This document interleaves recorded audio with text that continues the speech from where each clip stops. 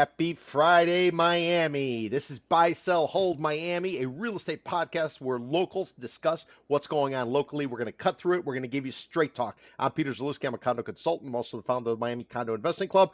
I am here with my co-host, Daniel Hernandez, who's a real estate professional over at Compass Real Estate in Coconut Grove. He does condos and single-family houses. He's also the moderator. Here's the baton, Daniel. Let's run. Moderator? It sounds so official, Peter. You're going to make me blush. In any event, everybody, welcome to Buy, Sell, Hold. As Peter so wonderfully said, Peter Zalewski, Daniel Hernandez. Now, what we do, if you're joining us for the first time, and sorry we're a little late, but we like to do this on what Peter calls Miami time. He's really leaned in. He's acculturated now. He's been here for what, 30 years? More. 32. Peter's more Miami than 90% of the people out here. You heard it here first. So if you're joining us for the first time, what we do, and you'll see in the bottom left of your screen, it's what we call the rundown. And yeah, we have some silly little titles, but these are really serious topics. Well, they're not always serious, but usually they are, and we look through everything with the lens of Miami real estate. So you got about 7 minutes with each topic. We got you for an hour, so if we go a little bit over on each topic, and we normally do, we have time. But after each topic, we either buy, we agree, we sell, it's bullshit, or we hold because we don't have enough information, and that's okay. Sometimes we agree, sometimes we disagree, but we always try to have a little bit of fun, and hopefully at the end of this, you learn something that you can go throw down a few beers, go to an icebreaker happy hour, and say something smart, right? I usually do when I learn something from Peter. But in any event... Or trigger somebody because we're going to say something that isn't necessarily approved by the real estate industry figureheads. And you're going to hear about that today.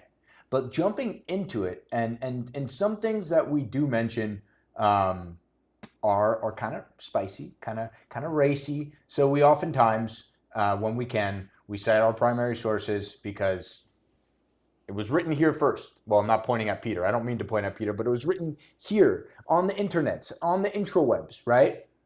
So with that, de-stress downtown. And there's a building, and I'm going to pull it up so everybody can see on the shared screen, but it was going to be called the Regalia. And this is even before the branded condo craze. So Regalia was they probably spent tens of thousands of dollars at some no-name marketing agency for them to come up with this name, Regalia. It's a gentleman who, well, his name is Gilberto Bomeni. I'm not pronouncing his name right. I'm sure I'm not pronouncing his name right. But that development partnership that had something to do with the World Trade Centers, if that serves me correct, right? And then he also had a hand in 1000 Museum. A lot of people had their hand in that, but he also had his hand in that. He acquired this site over a decade ago. I mean, the news articles we're looking at coming out of the Real Deal and the Miami News Today are dated back in 2014 talking about this site. Right now, it's a Holiday Inn, just as much as Biscayne Boulevard was. You had gas stations, motels, crummy hotels, and those have all been knocked down. You got the Waldorf Astoria going, huh? Don't forget the Greyhound bus stop where everyone used to come in, they'd come out. They'd have their panhandle surface in parking hand, lots. and they would go. Yep. Right. So we have all of these sites that are being redeveloped and revamped, and there's this Holiday Inn. Now, the developer in question has defaulted on his loans, and his one big creditor, I guess they told him he has to put it up for sale. And so it did go up for sale. They were asking, I think, $175 million for it. Didn't seem to pencil for anybody. And so now, starting to December 3rd, it's going to hit auction with a reserve price of that big creditor's $101 million note. So if you got $101 million, or you got $102 million, or 101.5, hey, maybe you can get a deal on the Bay. Better, almost as good as a deal as the Trump Foundation, because they got it for a goose egg, or at least they're trying to. What do you think about that, Peter? I think this story, as well as the Trump Library, which is set to go up a few blocks to the north, this sort of encapsulates where we were and where we're going. And what I mean by that is this developer with the World Holiday Inn site, he's actually the guy who owns the World Trade Center Sao Paulo in Brazil. Back in the Oh, day, we were all about free trade. There was something called the Free Trade Area of the Americas. It followed NAFTA. Remember, NAFTA went in place in the early 1990s under Bill Clinton. Bill Clinton used to play down here a lot because his wife's family had a big presence down here in Miami, and they actually held something over at Vizcaya in Coconut Grove. So the whole big thing was we were going to eliminate trade barriers, and you were going to be able to trade from Alaska to Tierra del Fuego down in Argentina, and there would be no trade barriers, and we would create this fantastic thing. And as part of this group called the FTAA, Free Trade Area of the Americas, they needed a place to put the headquarters. So Miami was competing with Panama City as to where the headquarters was going to be. Then the early 2000s, there's this pushback by I don't know, anarchists. I think the predecessors to Antifa. So there was this pushback, and there was a ministerial event here held in Miami. There was a protest. The police are out here. It's all kinds of things. So that's where we used to be. And then Hugo Chavez gets elected president in Venezuela. Once he does, he starts shifting to the left. Then you get this divide where Brazil and Venezuela. How do I know this? I was writing about it. So Brazil and Venezuela, they go the other way. Florida doesn't want to basically lift tariffs and protections on sugar, big sugar, with the fanhools up in and around Palm Beach County. So the U.S. digs in. They're not going to go ahead and give up on sugar. Brazil says, well, if we can't bring in sugar, we're out. The whole thing goes sideways. And fast forward to where we are today. This gentleman was going to put up a World Trade Center Miami. It was going to be modeled after what he had in Sao Paulo. So this was supposed to be the epicenter of international trade. Fast forward to today, we now have tariffs put in place under President Donald Trump. Used to be tariffs of 4%. Now they're north of 17%, according to Morgan Stanley. And President Trump is looking to put up a library, a site that we value at $368 million. And he is anti-trade. So you want to talk about 20 years, Miami and the whole area changing. And I think this project is a prime example of, things change and people go sideways. There you go. There's a perfect example of the rendering. I do. So this render, if memory serves me right, was actually done about 10 years ago, or couldn't it have been a recent? Did it have to be 10 years ago? Because they even have the Waldorf Astoria in there. Waldorf, the current renderings don't look like that. Nobody really pulls their yacht up to the AAA, except when they were doing those MTV Video Music Awards, like a few times when Diddy was here more frequently. Well, I will tell you, Daniel, when the Miami Heat played the Dallas Mavericks, the first time the Heat won a NBA championship, Mark Cuban owned it, and Mark Cuban brought his yacht in, was able to dock it right there and go into the stadium. And I'll never forget back then, the line was, the only Cuban that's not welcome in Miami is Mark Cuban. You just love pushing people's buttons, don't you, Peter? Me? Never. No, never. But it's interesting. You look at a lot of these buildings here. So you got, I would gather to say that this is probably a 10-year-old rendering, right? So you have Biscayne here, you have 50 Biscayne here, you have the Intercon here, and then you don't have any. Is this supposed to be Marina Blue over here to the right? I think so. Yeah. So Or it might have been a project. Dan Kazi was going to put up something called Paramount Downtown. He ended up losing the site, and he subsequently put up Paramount Miami World Center. So, Dan but he Kazi's used to own supposed that to thing. put up a lot of things. Wait, sorry. So back to distress downtown, and I want to bring it up because not about Trump, but more and so as $170 million for that, right? It doesn't seem like an awful deal if you're able to sell units. So what's the development timeline once you acquire? You gotta get the zoning and the permits and the plans. But this, by the way, was already permitted. Like they had everything approved by the city. So this tells me that this was largely a money problem, a penciling economics problem. And if they just needed 175, say they probably would have let it go for 140. Shit, they might let it go for 105. So Why isn't this penciling, Peter? Do you think it's because there's too much inventory coming online in downtown in that district? I mean, I'm thinking doomsday scenario, but what are your thoughts? Well, just kind of right off the bat, this pivot away from free trade in Miami ultimately being the gateway to Latin America. That's what we market ourselves as, the gateway to Latin America. You can get between South America, the Caribbean, and the United States. You all come through Miami. And now with the move that we're doing right now, shifting away and more protectionism, if you will, America first and build it here, that obviously sends out messages. Then you got to look at the political situation that was going on in Brazil. Remember, Brazil had somebody what's his name, not Barbosa, a Brazilian leader who basically was kind of a Donald Trump protege, if you will. The government in Brazil was going one way, then all of a sudden there was an election, he lost. They stormed the parliament in Brazil. That gentleman then fled. He was living up in Orlando. He's now gone back, faced trial. He's been convicted. Because he's been convicted and he's a protege of President Trump.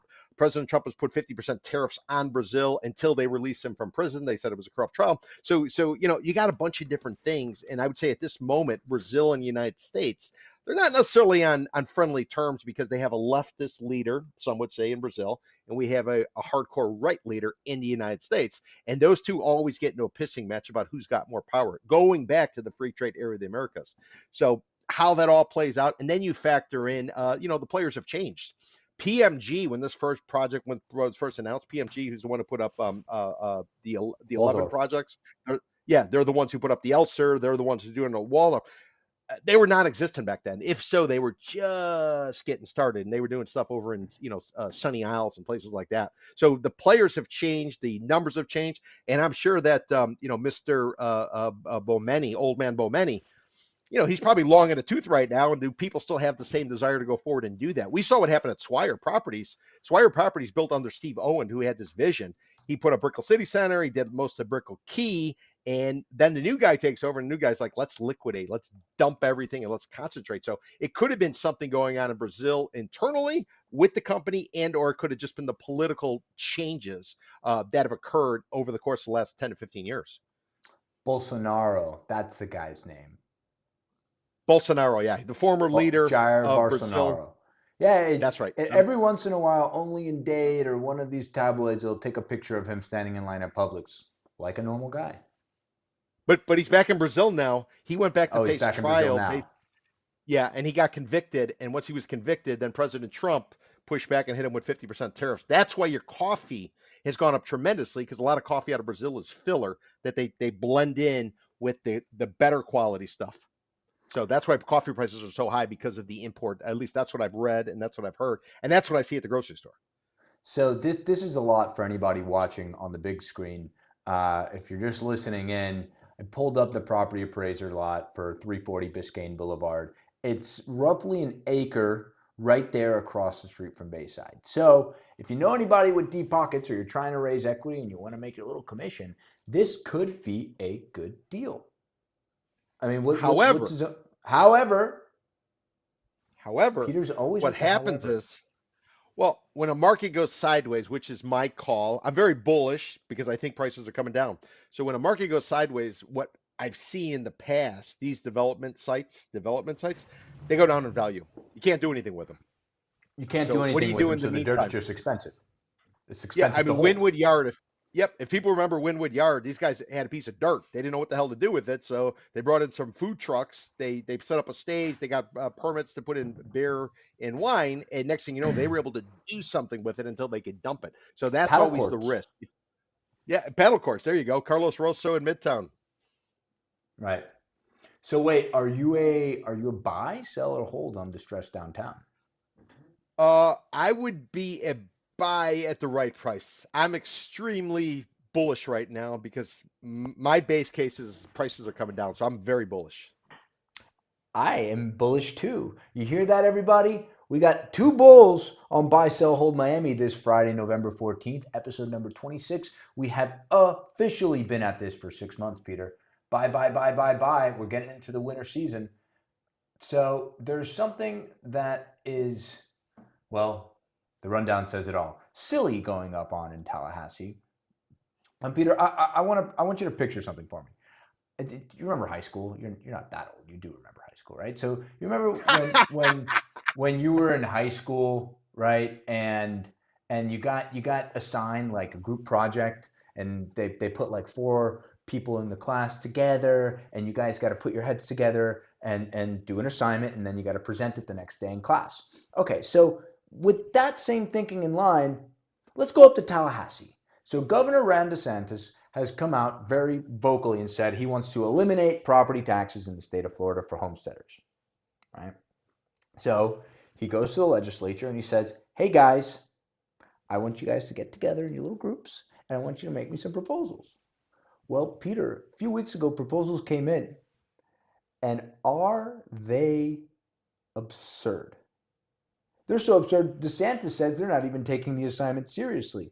Speaker Daniel Perez says, hey, why don't we put a couple of them on the ballot, which really peeved off DeSantis, because if you put more than a couple on the ballot, nothing's going to get the 60% referendum, right? It's like a ghost candidate for a referendum. So I'm gonna pull up this article from NPR talking about or detailing some of the proposed resolutions and what their main shticks are, right? So HJR 201 eliminates non-school homestead property taxes, just outright, completely. We don't know how we're going to pay for parks. We don't know how we're going to pay for art. We don't know how we're going to pay for anything. We're just going to eliminate it completely. So no creativity required. Just throw it away. HJR, and I'm not going to say HJR every time because they're all HJR. 203 phases out non-school homesteaded property taxes over a decade. So that's kind of like the previous one, except hey, let's just slowly brush it under the rug, and the municipalities will figure out their budgets eventually. Okay. Next one, exempts residents 65 and older from paying non-school homesteaded property taxes. So releases a little bit of burden off the municipality, so it doesn't just hit them all at once. It says, hey, it's just the old people, which, by the way, those are the people who usually go out and vote. So they're the people they're the constituents who really matter. Anyway, that's what Tallahassee is saying here. Next one, creates a non-school property tax homestead exemption equal to 25% of the value of the house. So this doesn't eliminate property taxes. This just adds an additional one. So we have, for anybody who doesn't know, the homestead exemption is $50,000 in total, but the way it's put together is two $25,000 exemptions, right? So you get $25,000 and $25,000 taken off the assessed value of your house, and that's your property tax exemption. And then they can't raise it more than 3% a year. So 25 plus 25 is 50 off the assessed value, and they cannot raise it more than 3% a year. That's current state. So what this proposal says is, let's add another one that is worth 25% of the assessed value of the house. Okay, so Peter's laughing at that one. Peter, I'm halfway through it, and then you can tell me your favorite. I want you to give me your favorite one. The favorite one. Okay. Favorite one. Favorite one is totally subjective. Next one, creates a $100,000 non-school homestead tax exemption for residences with property insurance. So no insurance lobbyist was helping in this school project. No insurance lobbyist was helping in this at all. So basically what this is saying, if I'm reading this correctly, is that if you carry property insurance, you'll get an extra $100,000 off of your assessed value. Wow. What? All right. Okay. We're going to keep on going. Next one, it's two more. Eliminates the cap on portability, which lets homeowners transfer tax savings from their previous place to a new one. This means homeowner can transfer their Saver Homes tax cap benefit to a new home. Am I reading this correctly, Peter? Does that mean that if I sell my current house and buy a new one, I can just take that one with me and my taxes don't step up? Yeah, remember that was the portability they put in place probably a decade ago. there was a certain portability aspect that you could bring because what they were finding is nobody wanted to sell because they were kind of locked in. Just like if those people who have the golden handcuffs now with the 2 and 3% mortgage rate, Sure, sure, so sure. so they can't leave. So what they did about like I said, a decade ago or so, they passed this ability where you could it was portability. You could take certain value that you had and move it over to the next one, How much just to try to. and I how want to much for ballpark it at 25 grand or something if memory serves. Everything seems to be 25 grand. They 25 grand here, 25 grand but this there. would eliminate that cap. So if your taxes were going to go Oh up wow. by so if this was good, if your taxes were going to go up by a factor of, $50,000, $60,000, you're not screwed. I kind of like that being a transaction broker because that would spur market movement because a lot of people just don't want to move. Even people who want to downsize, right? If you bought a house, single family home, you're an empty nester now, and your house has 10x in value over 40 years, 50 years, you're probably paying what? $6,000, $7,000 a year in taxes for that. But if you go to the smaller condo, half the size of your house, you can afford to buy the $3 million condo, but do you want to spend 60 grand a year on taxes? Exactly. And that's the rub. That's the That's the rub. rub. That's why you need to eliminate homestead exemption, and nobody likes it. And I'm a renter, for disclosure. You eliminate homestead exemption, now you're no longer locked in. People are being forced artificially to stay in their homes because they can't afford to move because the deal they've cut is so good. But if everything traded the way the real market is, you sort of be So forced I to, or think you'd be prompted to. let me read you the last one that's listed here. So this one limits how much the assessed non-school property tax can grow for a home from 3% every 3 years instead of the 3% annually, and then 15% over 3 years for non-homesteaded instead of 10% a year. So this is the only one actually. So for anybody who just didn't really get my word vomit, right now, remember I said that homestead as it stands is that they reassess your property every year and they can raise the assessed value by 3%. This proposal says that they won't do that every year. They'll do it every 3 years and it stays at 3%. So you'll just get reassessed every 3 years.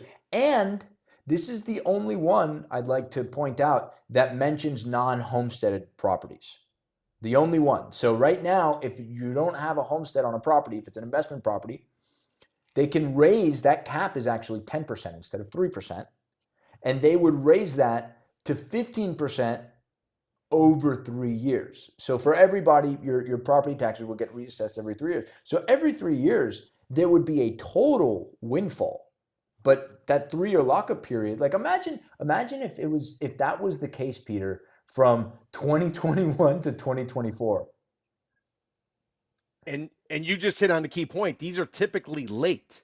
These assessments are looking back 2 to 3 years. For the most part, they're not real time. So if you do get reassessed and they're going off of what you just said, what the pricing was in 2022, 2023, I don't know, I could almost see it go up. Right. There's a lag. Right. There's a lag time in the valuations. There Totally, just totally, totally. is. Yeah. So DeSantis was not happy Lame with. duck. Yeah, but lame duck. He can't run again. There's going to be a replacement governor. Right. He's just trying to stay relevant. The Hope Florida brouhaha with Casey DeSantis pretty much rendered her irrelevant. His wife. Byron Yep. Donald is running. He's got the Trump endorsement. Somebody just came out and said that they're going to run against him as a Democrat. I forgot who. Why am I blanking on this? You listened to Tom Hudson today, right? Did he say anything? Yeah, I listened today, but I didn't catch anything. He was talking mostly about the healthcare and the government shutdown. The Obamacare. I have a theory that they're going to back Donald, the DeSanti. The DeSanti, can we call him the DeSanti? Yeah. That's the only way for them to stay relevant, right? Or does the state legislature even give a crap about this homestead tax exemption thing? Or maybe a Senate role. Or maybe a Senate role for Governor DeSantis. A senator, like a Florida Senate role, or No, like a in U.S. DC? senator. Yeah, Well, like in that would be a DC. nice Because step up for him. because Marco had to step down in order to become Secretary of State. So they have a temporary fill-in. Maybe that's what DeSantis is angling towards. Possibly, maybe that's Hence his the only other way to hence see. the library, hence the Miami-Dade College site. I don't know. I'm just Is it? speculating. I'm not a political Yeah, expert, but we still don't know who the catalyst for the whole library thing was. well, supposedly, if you read the reports and you listen to the interviews, it was the state of Florida. They reached out and said, "Hey, listen, we want the dirt," and the Miami-Dade College said, "Okay, well, if you want it, we'll give it to you." Wow. Wow. At least All right. that was an interview WLRN had right after the whole thing broke. So state house silliness. I buy that it's silly. I'm marginally upset that this is what they're doing to fill their time, but I'm a sell on this whole brouhaha about property taxes. I think it's crap. Everybody says we're fine paying the property taxes, deal with the insurance. I talked about it the last few weeks. The report came out. Maintenance fees are $1.15 a square foot per month in Miami, $1.02 a square foot per month in Broward and Palm Beach County. What's the biggest complaint of everybody? Insurance. Why? Insurance. Miami-Dade condo maintenance fees, 20% of your maintenance is going towards insurance. And then if you look at Broward and Palm Beach County, 25% of your maintenance fees are going towards insurance. We did some analysis and we find that cap rates are under 1% on a condo. If you want to bolster the condo market, how do you do that? You bring the maintenance fees down. How do you do it? You get the insurance under control. The rest of the country at condos, they're paying 10% or less. We're here paying 20 to 25% of our maintenance fees for that. That would make a big difference and suddenly make us much more attractive. And my final point is the state of Florida, we're very, we don't need government. We can go it alone. So why are we interfering and coming up with all these cockamamie ideas to try to deal with the homestead and keep the property taxes? Why not just let the market settle it? That's what I thought the politics was all about. We don't want government involvement. This is government involvement to the ultimate, where you got to figure out all these little shenanigans, these ways to kind of take care of this particular voting class and not. As far as I'm concerned, eliminate the homestead, let the market trade, let capitalism take over. But I don't Yeah, think we're going to but get there. what? Okay, you say that, but what about the budget holes? Well, so far, I just asked AI. We have a surplus in the state of Florida at this point, and maybe that is what's juicing this on. Now, No, but Miami-Dade County, I'm talking. they got Okay, a they got a deficit don't go state of Florida. Let's get granular. Miami-Dade County, $402 million budget deficit, and we want to take with a out D. another. We want to take out another 25% of their revenues. Come on, there's no way. A, can they do it? B, do I trust them to even try? Yeah, and that is the conundrum. This is the political battle we have going on right now. And listen, if you do want to deal with property tax, the best time to do it apparently is when you're a lame dunk governor, and maybe it's a good way to kind of do Oh, this whatever. is like his moonshot. Yeah, I think it might be the moonshot. It's kind of like, okay, I'm bowing out. Let me take a shot at it, and maybe it'll propel me from the state level to the federal level. I mean, that's what it looks like to me as somebody who's not a political analyst or expert, but just looking at the big pictures and the moves. I watch what people do rather than what they say. And to If me, if there's something's going on here. if he really wanted to make a mark and a difference in people's lives, if he was really wanted a moonshot, you want a moonshot? Ban guns in schools. Ba-boom. You really want to piss people off. All right. I'm a sell on it. So Sell. I'm gonna let you take this. I'm just gonna let you do it because I know you've been itching, Peter. I know you've been itching. I Miami have realtors been are myth itching. busting. What are they busting a myth about, Peter? What is there a Well, myth to be busted here? so there is a publication called the South Florida Agent magazine. It comes out. It's basically a rah industry. When I was a journalist, you call it a rag. Rag doesn't necessarily mean something bad. It's just like it's a rag. This is what they do. So this South Florida Agent magazine, they just came out with an article, and the headline is Miami realtors call out real estate bubble myth. So the Realtor Association is saying there's a myth that there's actually a bubble because everything is so great, even though the inventory, the supply is outpacing demand at this point on the condo side. House market, I don't track. So the story says Miami's real estate bubble might not be what it appears, according to a new report from the Miami Realtors. The association's research shows that normal supply demand trends led to Miami's current high prices rather than an unsustainable bubble like once associated with the Great Recession. I have a question. Please. Remember the Miami Realtors, right, Daniel? Yep. The Miami Realtors saying that is kind of like the smoking industry, the big tobacco industry saying that cigarettes don't cause cancer, right? Nah, never. Okay. I mean, I just wanted to get the rhetoric clear. Please continue. Okay. The story goes on to say, compared to the pre-pandemic 2019, home prices in Miami-Dade County shot up 77% as of August 2025, outpacing national average increase of 52% and local wage growth, which only increased 29%. But the association's economists argue that rumors about a dangerous real estate bubble in Miami's market are unfounded, citing the fact that, with the exception of the 2020 spike, the share of residential mortgages to GDP has been declining since the 2009 crash. The share currently sits at 44.5%. So as a result, Daniel, there is no bubble. The fact that the days on market is ticking up, the fact that the number of transactions summer over summer, summer buying season from May through October of 2025 compared to 2024, down 10%. Nothing's trading. Less is trading. And as a result of this, it's putting downward pressure on. Then the argument was made, listen, listings are coming down. And they were over the course of summer. Why were they coming down? Some of them were the fact that the product never sold and the We seller had record cancellations. Yeah, you had a cancellation. So what are we seeing now? Now they're ticking up. Remember, we do an index every week, so we're tracking it tri-county wide. And they're ticking up. Why are they ticking up? Everybody's getting their notice about the 2026 maintenance fees and these reports that are required, whether it's structural integrity reserve study and or a milestone inspection put in place because of the Surfside collapse in the insurance industry. People are coming to realize how much more expensive it is for condo living, and they are trying to front run the market and get out, hoping that they don't have to pay for it.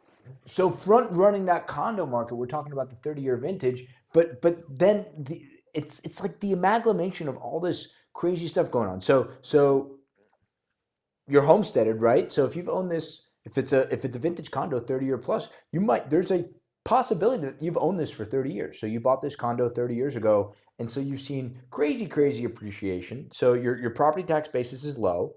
You probably have it all paid off, or you have so much equity in it, or you have a very low mortgage, right? You refied when the times were good.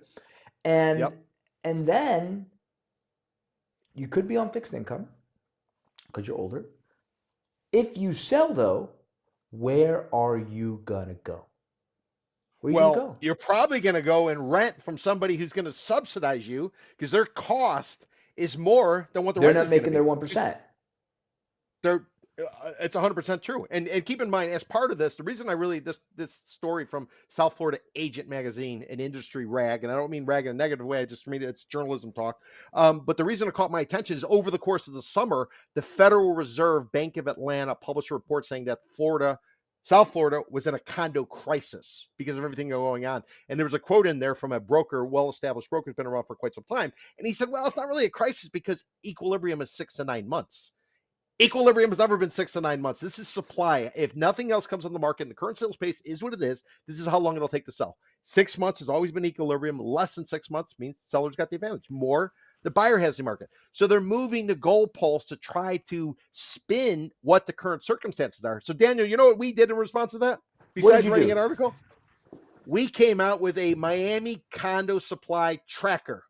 And we set it up and we said, these are the parameters. And based on the parameter, that's where you are in the market. And based on our parameters, we are in a deteriorating buyer's market with 13 months of supply right now. A regular buyer's market is going to be 7 to 12.9 and 6 to 6.9. We are calling equilibrium. So we're actually putting pen to paper, if you will. And that's what the association needs to do. So if they want to come out and say there's no bubble, okay, tell us your rules of engagement. Tell us how you are defining it. We've done it. We've just put it out, and everybody can see it, and they can disagree, agree. So what's your methodology? You're asking Mar to put out their methodology. Yeah, effectively, or give us a gauge. We did that for the cap rates as well. We said based on a cap rate, 0 to 1.99% return is uninvestable.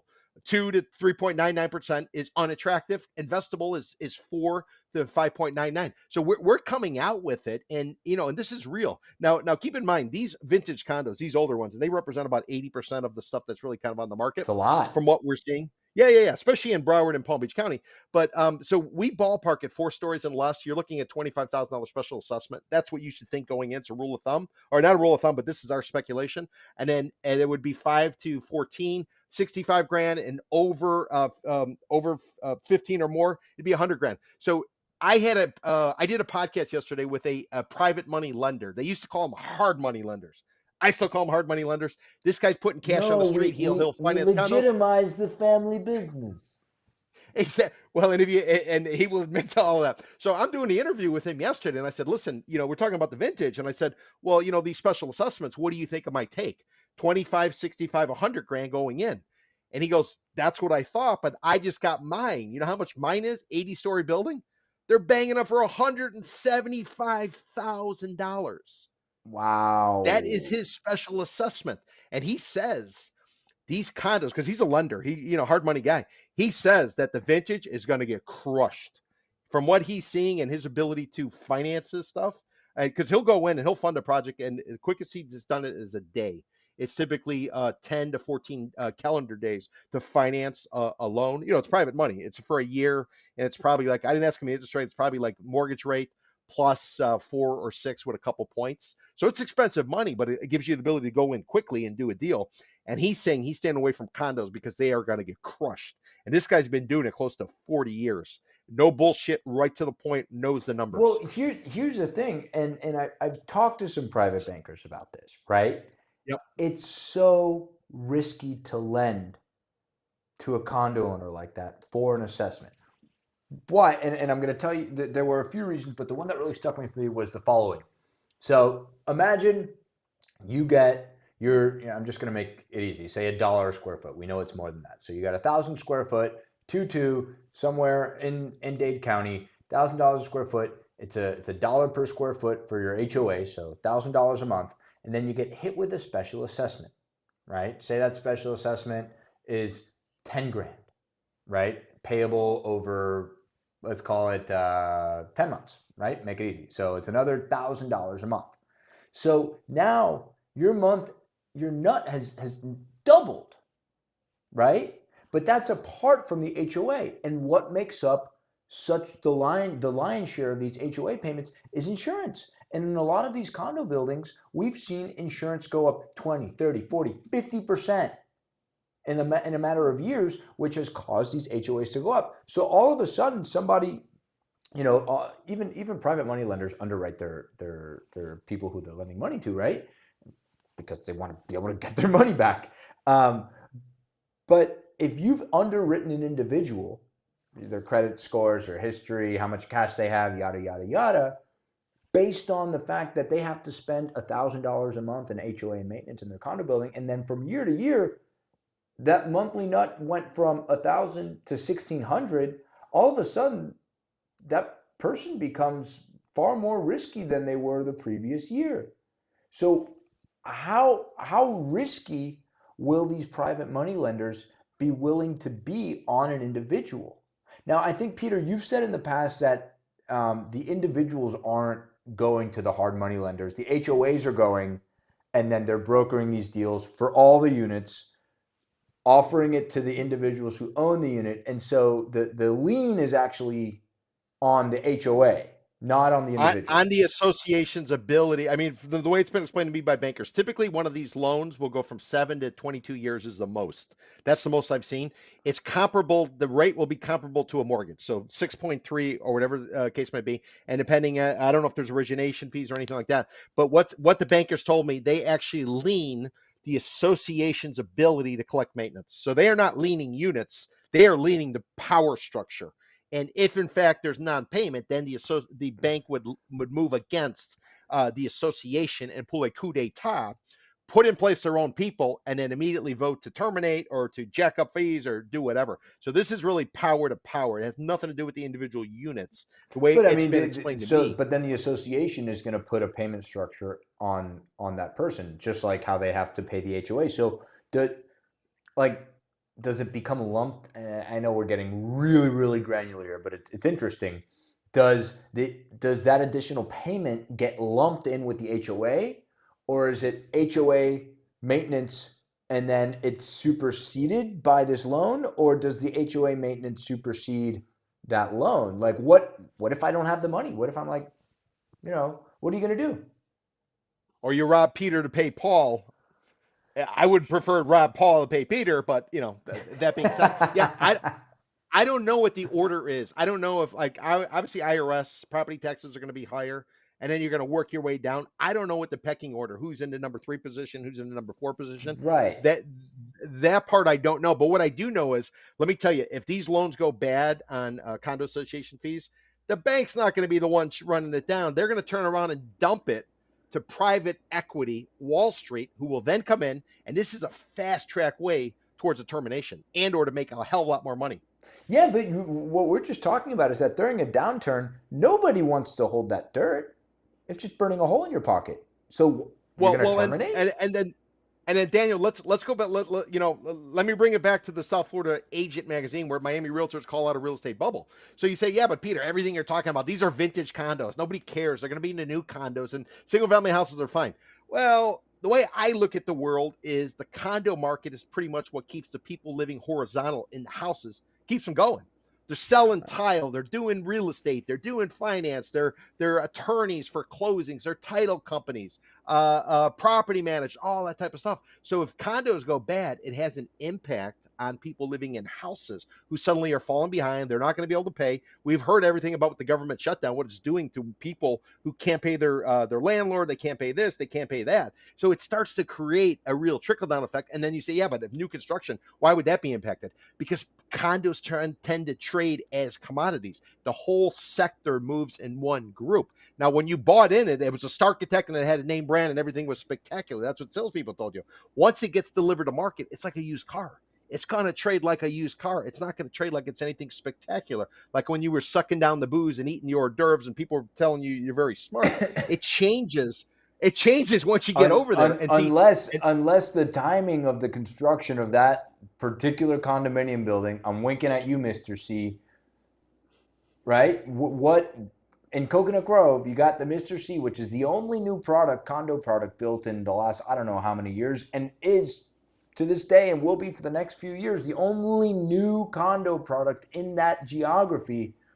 The guys who bought pre-construction, they're the only people who've made money in pre-construction in terms of speculation since what, the Flatiron?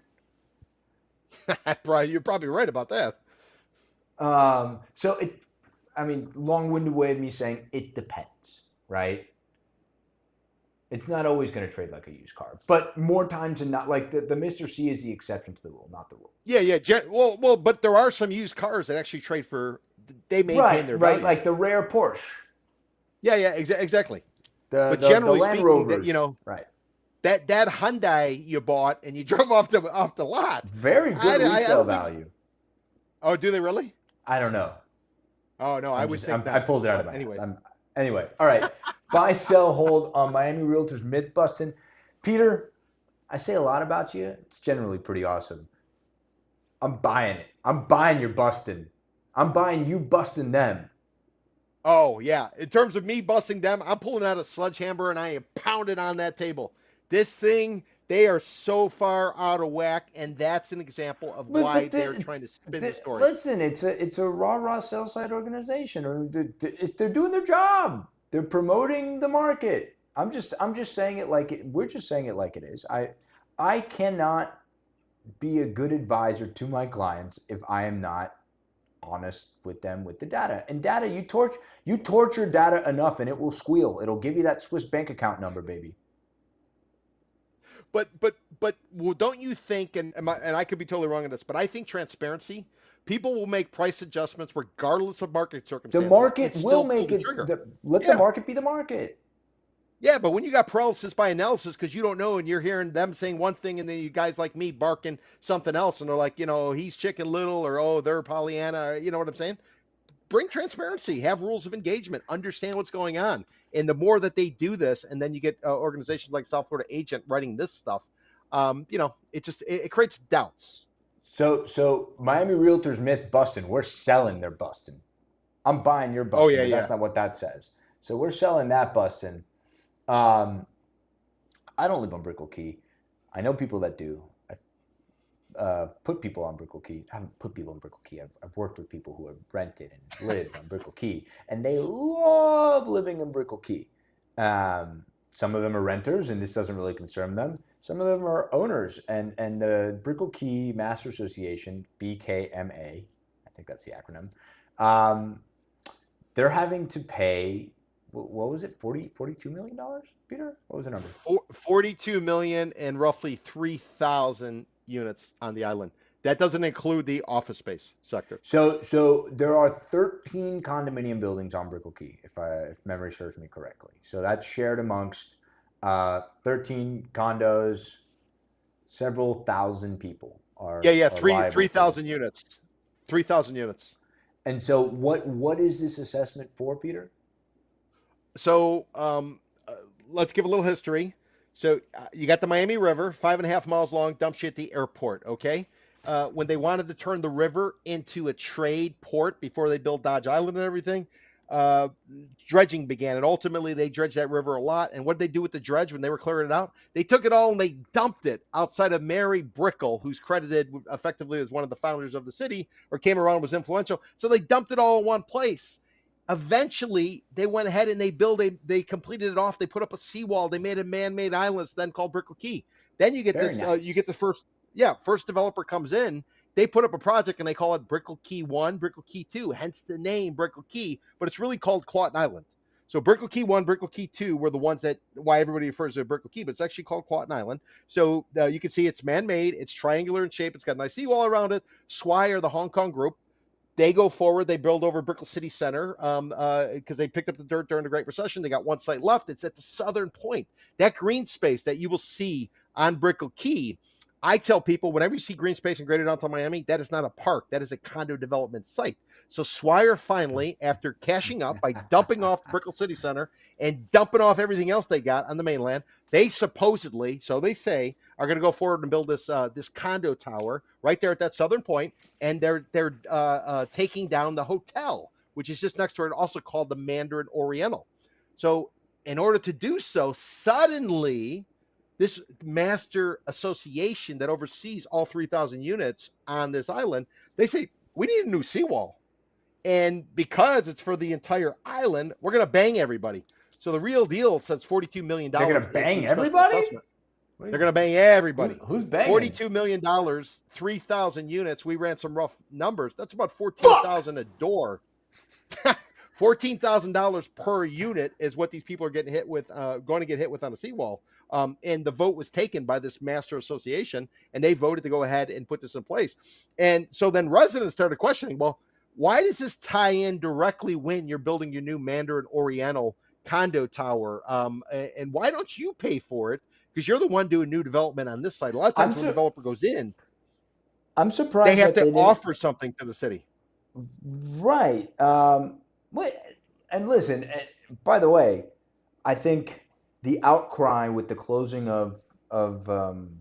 with the denial of entry to Brickell Key by anybody who doesn't live on there right now, because they remember the girlies got pissed off because they couldn't come off from Brickell Key to run around the seawall. It's not like Grove Isle where it's all secured off. Anybody can drive into Brickell Key, right? So if everybody in the city can make use of that seawall, the running path, I don't really see why the Masters Association should be on the hook for that. I don't think that the Masters. So if anybody's on the hook, it's Swire, right? If Swire doesn't want to pay for it, they should negotiate something with the city of Miami. And the city, and if the city of Miami can't convince Swire to pay for it, then I think the city should pay for it. But here's the problem. Swire just liquidated everything. They have tons of cash. They supposedly, if you listen to all of their marketing, they are just selling out this Mandarin Oriental. They got all these sales coming in at record prices. I They thought it got was plenty of cash 60%. laying around. Everybody's 60%. But supposedly, if you talk to any of the brokers, the thing is like sold out. You got to be lucky to overpay for one of these Oh. units. You got plenty of cash. Plus, you just dumped Brickell City Center. You got cash to play. Go ahead, put up this rock star seawall on your own dime and leave the rest of the unit owners alone. They're not asking for this seawall. They're not going to benefit from this seawall. Yeah, maybe that's just Mr. Henry, president of Swire down here. Remember, this is his first big one. He didn't bring Brickell City Center. He came after Brickell City Center. But yeah, he's the Tim oh shit, what is it? He's the Steve Tim Jobs Cook to Apple. Tim Cook. Yeah. Yeah, so he's the one he's the administrator. He's the follow-up. Yeah, he's the follow-up to Brickell City Center, and he's not a local. Nothing against not being a local, but it makes things more difficult if you're not able to empathize with the neighbors in your community. And Brickell Key is tight. It's a tight community. I mean, this is a very small little island here. Why not just pay for it in good faith for these people? Because these people's lives are going to be a living hell. And if you make their lives a living hell, these people can get very loud. Brickell Key people are like the Grovites, man. They can make this guy's life a living hell. You know how many windows look down on that construction site of people just being able to live stream Instagram and TikTok videos? I see it already. You go into the Brickell Key Masters Association's Instagram account, they are slamming these guys every day. You're working too early on a Saturday. You're working too late on a Tuesday. And if they want that behavior to continue, yeah, make sure they pay their special assessment $42 million. These residents are going to make your life a living hell. Do what's right. But they're going to make the residents' life a living hell because it's going to take 3 years to build the damn thing. That means you're going to have cement pours. The thing isn't slated. It's going to take 3 years regardless. By the way, it's not slated. Scheduled is delivery 2030. Scheduled, Peter.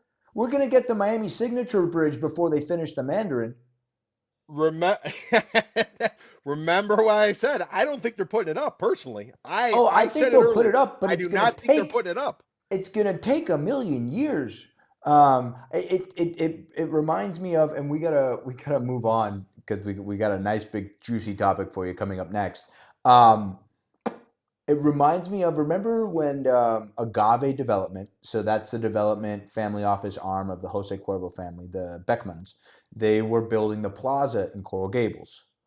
And there was the one guy who, the holdout, the single family house, it's still there. We're gonna fly over. We're gonna do a flyover here. That house is still there, and they made this guy's life a living hell. Yes. Where is it? It's right there.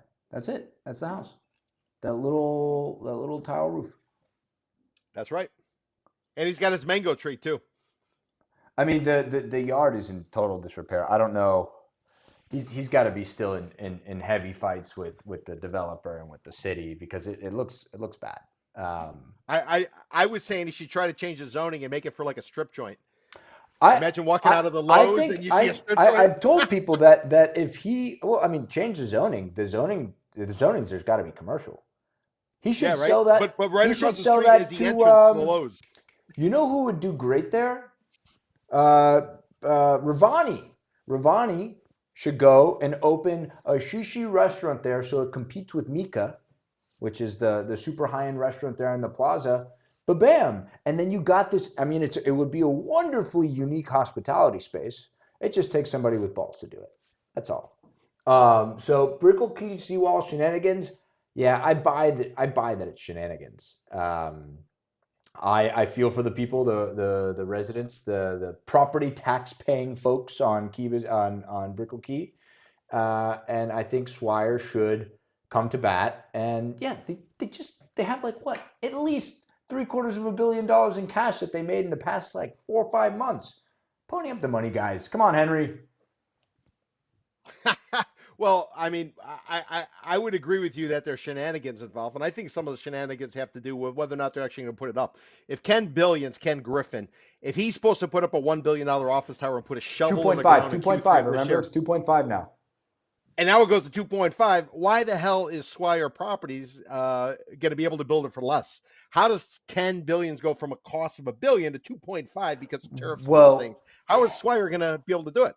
I'll tell you, because Ken didn't call us. Somebody told him he could do it for $1 billion. He got bamboozled. So maybe now, he actually is a real Miami resident. He got talked into paying for real estate into a higher price, and he got bamboozled by contractors. Welcome to town, Kenny boy. Brickle Key Shewall shenanigans. I'm a buy. What are you? Before we move on to I'm Ken. buy, 100% buy. Buy. Ken Billions. That's Ken Griffin for anybody who's just joining. We messed up one time and we just kind of leaned into it. Ken Billions swings for the fences. This is really two stories in one, but he is making waves. And I'm not just talking about the waves, the wake that his big boats make that can't fit at the dock on his Star Island homes. So Ken, KB, KG, whatever you want to call him, he purchased a tract of land right there on Terminal Island. Terminal Island, and I'm going to bring it up on the old Google machine. Everybody says they love our maps, Peter. So Nice. Terminal Island is right off the MacArthur Causeway, right here by the Coast Guard Center. Yep. And that's where you catch the ferry to go to Fisher Island. So if you see, well, look, there are already some big boats there. This corner lot here, it's private. I think Related owned it at some point, actually. But And Ken before Griffin that, who yeah, I bought was his going to say land before that, it was owned by Bernuth. Bernuth is a shipping line. The Miami River shipping lines, they run to the Caribbean and they run to Central America, places where they don't have deep water ports. So Bernuth, a shipping line that was on the river, they actually own that site back in that time when World Trade Center and free trade was going on, 20 years ago. So now that people have boats that are as large as ocean liners, they too need to be able to park their boats somewhere. And I'm talking about Star Island. This is all in Biscayne Bay. You can't get a boat that drafts 30, 40 feet into these docks. So you have to get it into government's cut. And this is what KB wants to do. So he got approval, and he's going to build his private super yacht marina there, and he's going to be able to throw events and all this stuff. And honestly, I think it's great. Peter, I'll let you chime in. But I look, private property. He's got it permitted. He just wants somewhere to park his boats. I don't see what the big deal is. So, Ken Billings got plenty of cash. There's no question about it. And it looks like he's looking for ways to kind of burn it, to spend it. This site, again, it used to be a terminal for a shipping line that ran from the river and it would go to Central America, it'd go to the Caribbean. Market changed, other things happened. You had the feds cracking down on, cargo traffic on the river. You had shipping yards on the Miami River get bought out by condo developers who wanted to put up towers. There's something called the Miami River Commission that kind of governs a lot. So as these shipping lines sort of went by the wayside, that land was important, but there was pressure for shippers. Because of pressure for shippers, this line sold it. And I want to say at first it went to Harvey Hernandez, the condo developer, and then it ended up in the hands of Related. And then Ken Billions came around and basically took it off their hands. And he's now looking to use it as almost like his little cabana. It's effectively his cabana for his home, which is also on the bay down there by Vizcaya. So, it's probably a great move for him. I don't have a problem with him doing it the way he's doing it. It will not be a condo tower. So that may or may not be a good thing. The whole Terminal Island, what you got to remember about all this is man-made. All of this is laid out. It's all man-made. You got the Coast Guard station right over there. So whatever it's worth. So what's the takeaway for me? It's not going to be a condo tower. It's going to be for the fat cats, for the luxury types. He'll be able to wine and dine. He'll be able to do all the things he's going to do, much like David Martin's probably going to do with the Miami Sea Aquarium site. This will be where that's going to, he's going to retail. It's going to be open to the public. They're not going to be torturing marine life. Yeah. So, but if it does mean that Ken Billings is coming here and maybe others come here and they don't homestead, and maybe the property taxes are going to generate a lot. So that could be at least a good thing. But at the end of the day, I don't really have a problem with it. This is beer money for him. This is nothing in terms of the Beer amount of cash money. he's making, and some of the prices he spent. Like the condos he bought in the Faena house when he first came down here and basically lost his ass when he had to sell them for much less than he originally paid. He's learning, and I guess he's a boater. I guess boats go up in value or whatever the case may be, or maybe he's going to use it for business. So I don't have a problem with it personally. This move might actually be a shrewd move on his behalf because docking is supposedly very, very difficult to get your hands on, and it can be very expensive. So who knows? Maybe this one will actually be a moneymaker for him in South Florida. So the reason why I didn't want to combine these two pieces about KB is because this I am a total buy on.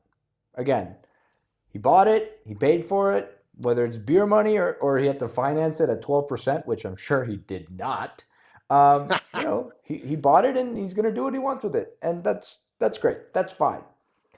The other side of this story is about a $107 million property that he purchased just a few years ago. And at the time, that was the highest transaction in town that has been usurped, I think, a couple times over in other parts of town. But it was $107 million purchase, and that was the Adrian Arch Estate.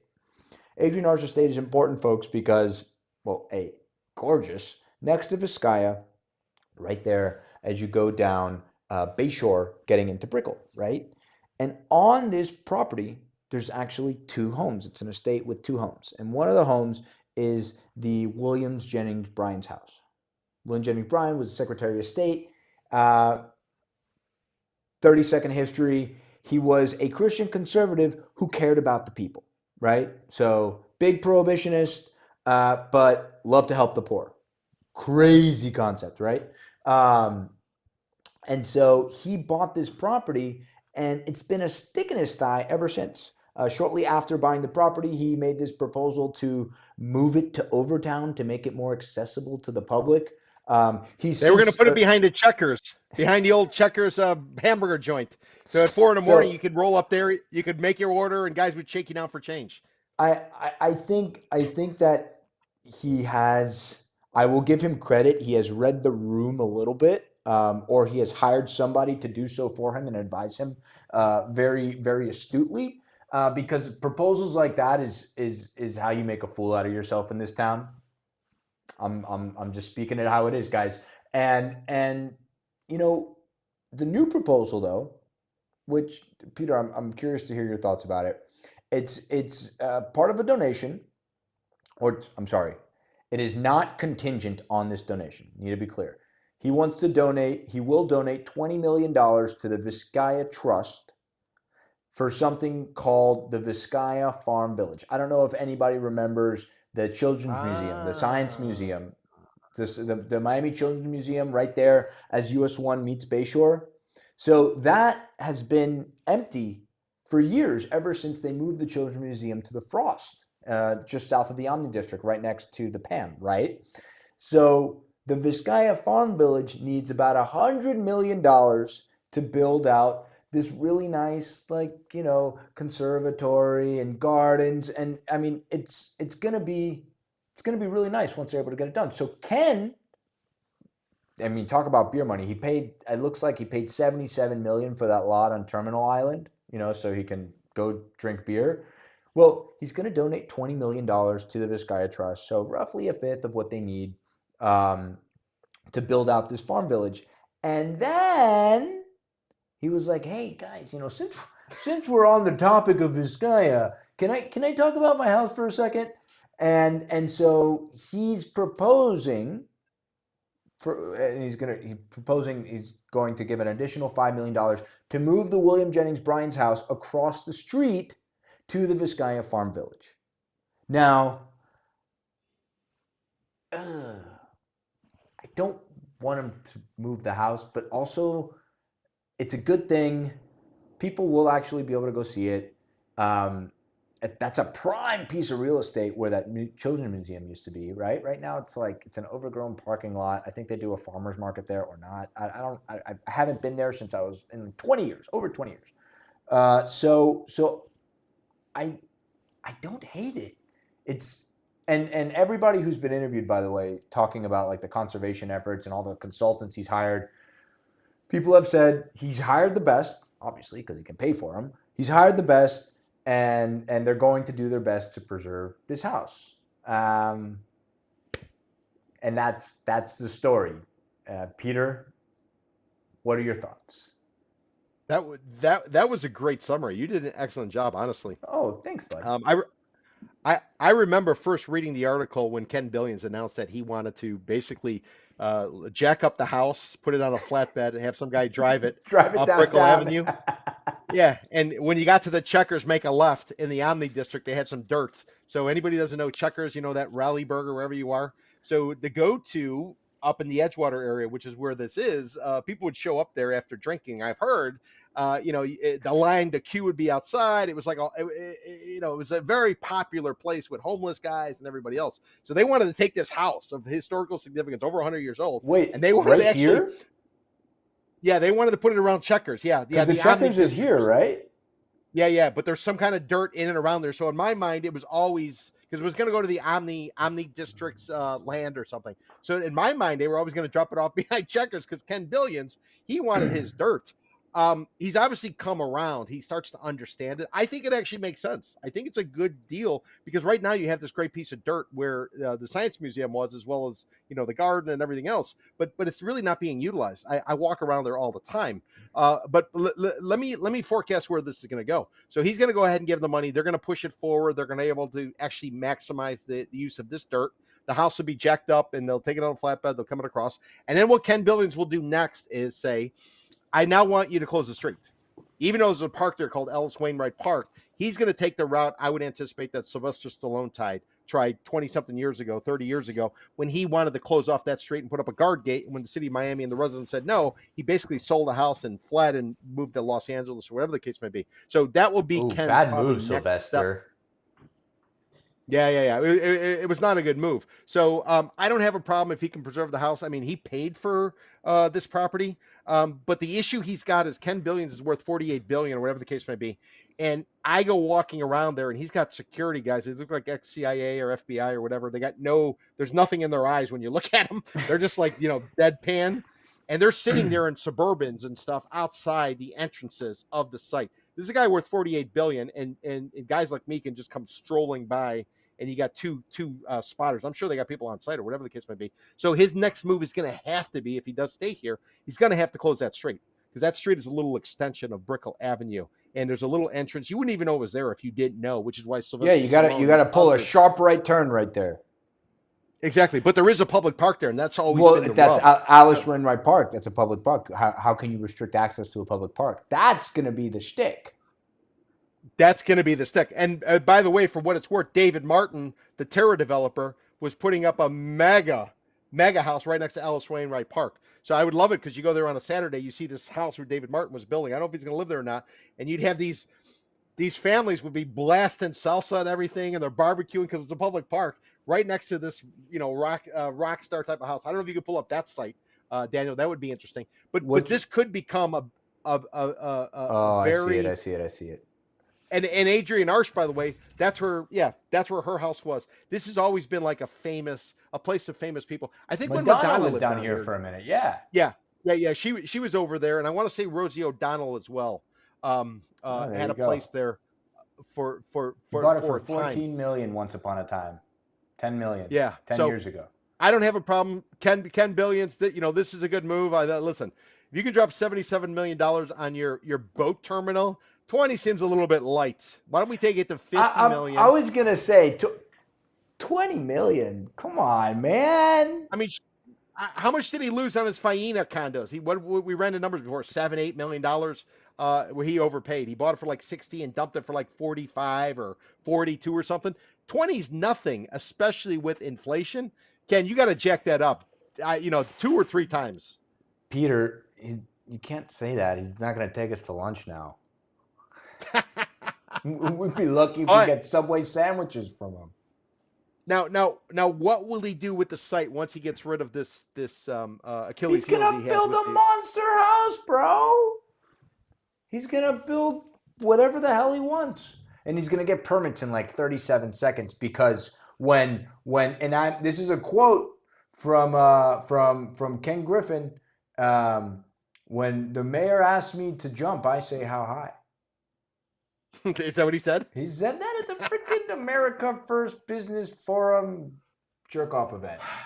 Clearly, listen, Ken, when you said you were going to put a shovel in the ground on this office tower, I said it was bullshit, and I came out and wrote a column. I said it would never happen, and I took a victory lap once it did not happen. Let me tell you, Ken, if you make a mistake with this site, this will be basically your third albatross. The first one was Faena. You overpaid. You had to sell for a loss. Second one was the Brickell Bay Drive site where you're going to put up the $1 billion office tower. Now you're blaming it on the fact that it cost 2.5 because of tariffs and everything else. The third one is if you decide to put up something massive here and the market goes to shit, the risk you run is that you could have the reputation of basically being the mush. When you come in and you do something, you know the market is over, and anybody who watches, what's going on with key brokers, the same way the Crescent Heights and the Swire properties of the world are dumping dirt. And if you're the guy who's taking them out and you're paying too much, you could develop that reputation of, like many developers, when a certain developer goes in, the market's probably over because their timing is so bad. But this is the risk that Ken's facing here. But is it a risk? Not that he gives a shit. He has more money than every developer in town combined times 2 or 3. But everybody cares about legacy. If you strike out 3 times, Faena House was a strikeout. Brickell Bay Drive site where the $1 billion office tower is never going to go up. That was a strikeout. And by the way, on that office tower, because everybody supposedly is fleeing New York to come here, why the hell don't you put a shovel in the ground right now? If they're all coming down because of the new mayor and he's a socialist and all this type of stuff, and they're all coming, put up the office tower. It'll pay for itself. True. Well, 100%. But if you strike out a third time, it'll be like, oh shit, this guy's just burning cash and doesn't know what the hell he's doing. So Ken, be very, very cautious how you move forward with this site. If you in fact blow out some big house, because remember the money's made on the downturn. Miami and have lunches with Peter and I. You might pick up something. Oriental Mart on Coral Way, $10 lunch. I still haven't been. I'm waiting for the invitation. I'm not going to go by myself. It's awful. Bring a magazine. You and I will go there. All right. So Ken Billion swings for the fences. While I do wish him well, wish you well, I'm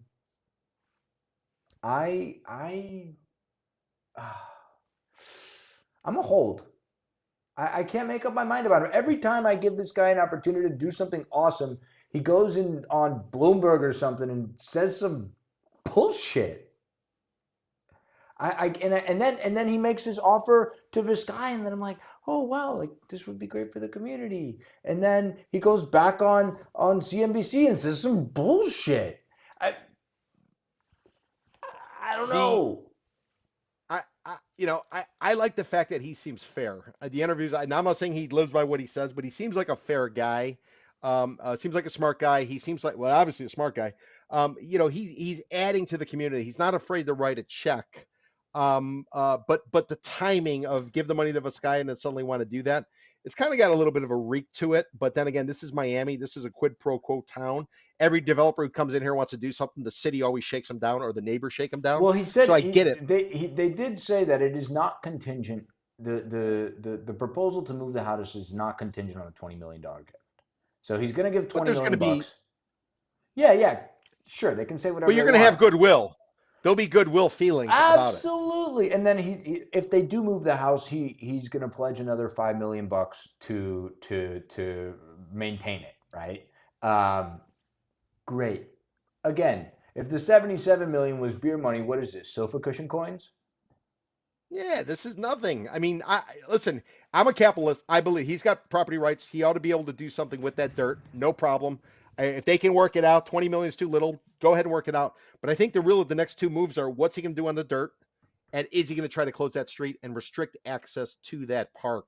Because remember, David Martin's there, Ken Billion's there. I think Sylvester Stallone, the German guy, the German dog, the German shepherd. I don't know if that dog still owns. Abbas is down there. Exactly. A lot of people there. Adrienne Arsh, she was there. This was a little tucked away pocket. That was, it gives you a glimpse of what the wealth used to be like during the 1920s, Florida land boom, and even before that. So anybody who's never been there, look up Ellis Wainwright Park. think she was the first female city commissioner. Look it up and go visit the park, and you want to see it. And when you're at the park and you look and you see this big house to the south or to the right, that's the house David Martin was building. I don't know if he's living there or not, if it's a spec house or if that's going to be his home. But this area is going to turn into something spectacular, no question. But do not restrict access to that park. I love that area personally. So it sounds like you're selling Ken's billion swinging for the fences. Oh, well, I'm okay with moving the house.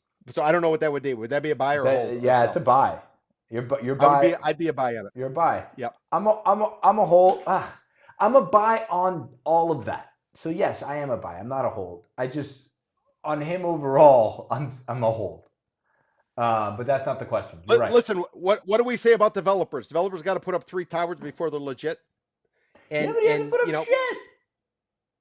But he's losing money and he's donating. No, but look, Genting. He's not a fast learner. Genting bought a lot of stuff. They didn't put up the Miami World Center. They put up the Bimini Resorts World. They had that. They had the ferry terminal that they wound up handing over to Virgin because nobody was taking the ferry. But yeah, that's it, guys. Sorry we're a little late today, but we gave you 15 minutes extra because that's the kind of guys that Peter Zalewski and I are. Remember, MiamiCondo.club. Peter's going to be starting his walking tours because if you could notice, it is no longer 85 degrees and 95% humidity. It is now 75 degrees and 69% humidity. I'm sorry, my mind's in the gutter. It's Friday. If you're driving, get home safe. Don't drink and drive, guys. Don't do that. And yeah, we will see you all next Friday at 4 p.m. As always, Peter Zalewski, my co-host. My name is Daniel Hernandez, and we will see all of you next week.